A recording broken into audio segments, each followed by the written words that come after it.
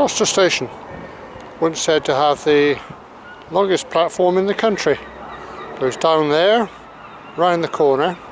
That's the one we're standing on. Might help to have a quick look at the history before we go any farther. Brief history then. The railways into Gloucester started with the Gloucester Birmingham Railway. That was in 1840. In 1844, GWR came up from the south with their broad gauge rails against the Midland Railway, as it was by then standard gauge. It took them 28 years to sort that out. This was the Midland solution. They couldn't agree on a common station, of course, so they had to have one each.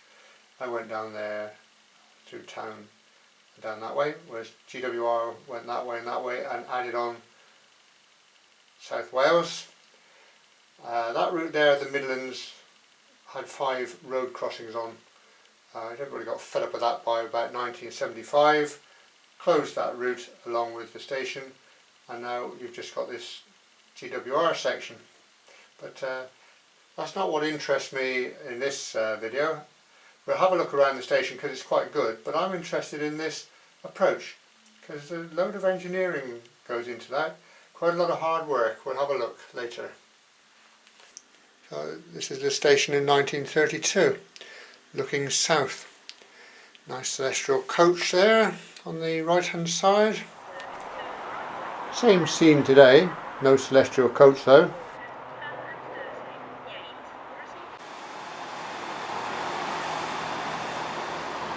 Far end of the station then.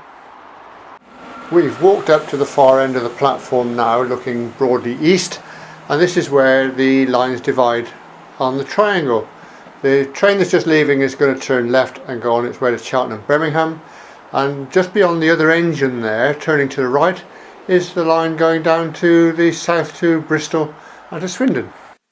North end of the central platform then, where we are now, in 1964, and the rails you see going off to the right were the Midland junction. Sadly not much evidence of that today. And if you look at the massive buildings there in the distance, this is the sole survivor, part of the old engine shed. Sad remains. The weeding train returns then and heads off into what was a mass of sidings back in the day. Must be quite a complicated movement to get that across there. Lots of sidings, old and new. That's where they keep their engineering stock.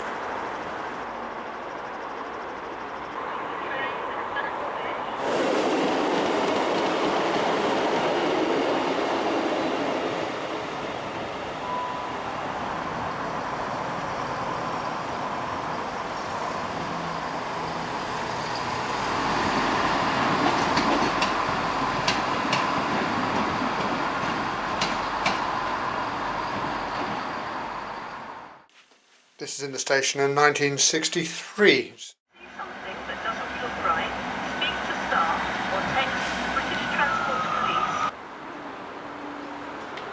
This part looking somewhat original. It's on our side. Here there is some real old history.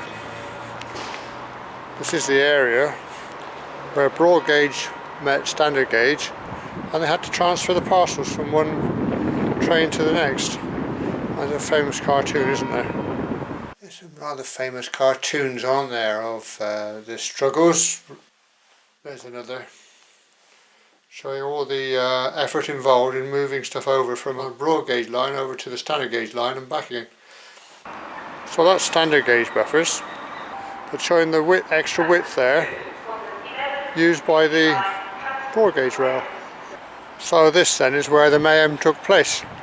Broad gauge one side, standard gauge the other side, throw the parcels across. But what we're interested in today heads off in that direction. You can always sort of guess what it is by the height of the rails above the surrounding buildings. This is heading towards Wales, same way we're looking. You can make out the spire of St Peter's Church, and these two engines were apparently off to Barry to be scrapped.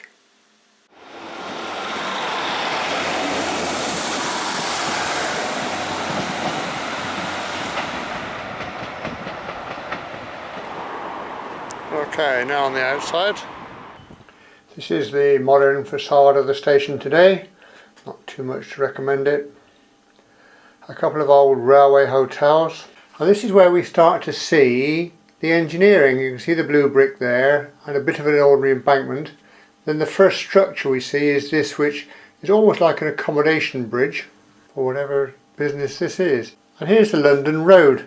This is where the stagecoaches would have set out for London from here, racing the train. The spire of St Peter's. You get that in quite a few shots looking towards South Wales from the station. And there's the railway heading towards South Wales, and this rather fine building here. A huge structure of the bridge. And now this is what I get excited about. Look at that building there, look at that structure. Isn't that glorious? Same on the other side of the road. Beautiful bit of building. And then let's follow this as it goes on down here. You get an idea of the scale of this thing. It just goes on and on and on. Must be half a mile, 3/4 of a mile. And all built one brick at a time. One brick upon another. All the way up there and all the way along.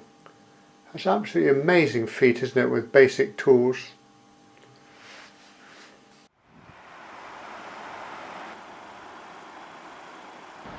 Here it's got a couple of archways punched through it for a road, and over there a house built against it.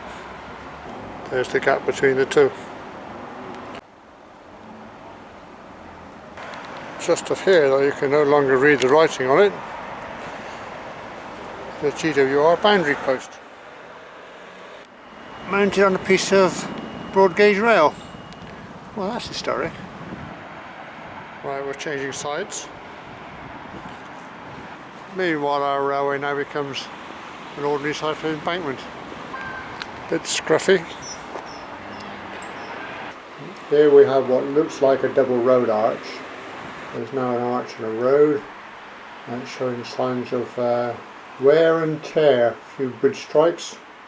And now the embankment continues on towards South Wales through a used car lot, and now crosses over St Oswald's Road.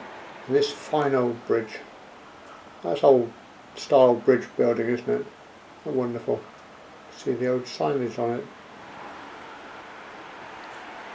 We'll take a walk through. That's looking back towards Gloucester, where we've just come from. That's looking towards South Wales, still on an embankment. Here you can see why they've kept the embankment going, kept the rail so high. They have to cross the River Severn. And this thing floods quite regularly, so you need to keep your rails up out of the water as well as crossing the river. This is showing signs of wear, being on loose soil in a floodplain, I suppose. That's had a huge concrete encasement around the base, keep that upright, and it looks like it needs it on that side as well. Piers on that side are in good order. Just looking back up the line, there's some wonderful arches there on the floodplain. We'll pop through the other side, take a look. Here are the magnificent arches.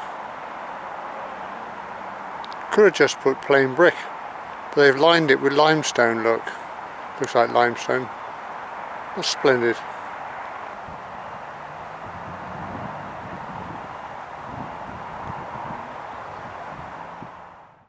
Well, here's a curiosity.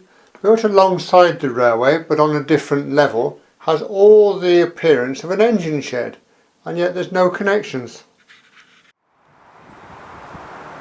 You wouldn't take your railway out over the river, and this is the other end.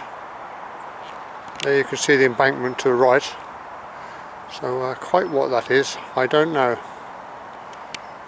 unless it was an engine shed and the rest of it's been grubbed out, but the brickwork here looks quite good. So if that was an engine shed in a previous life, then the building doesn't line up to any holes in the brickwork. There's a space in the brickwork which is over this side, but that doesn't line up with the shed. And in any case, where would it go? Right, well there are the arches, and there's a kind of embankment up here. Might raise your rails to the height of the main railway, or not. But then why would you have an engine shed here in the middle of nowhere when the station is a mile up the track? Answers in the comments please. Got me baffled, but I'm sure somebody will work it out. Right, on the other side of the river there's more arches, and if you look carefully through the trees you might just about make out the embankment going through there between here and the road. This is looking from on top of the over road bridge. Rails coming towards us, and then on the opposite side of the road there they head for South Wales. But we're not finished with the River Severn yet. Looking at it through Mr Telford's little bridge, there's our rail bridge again, having to make a second crossing. That must have been a bit of a pain. This is actually now from Mr Telford's bridge. Well, it ain't pretty, but it's functional, and it's been there a while. That is what you call sturdy engineering, isn't it? Look at that. Wonderful. Just pop through the other side, and there you are. I hope you found that worthwhile. A lot of expensive engineering in such a short distance. And by now you know the score, don't you? Please subscribe to my channel if you haven't done already. Click like or share. If you enjoyed that, join me on the next one.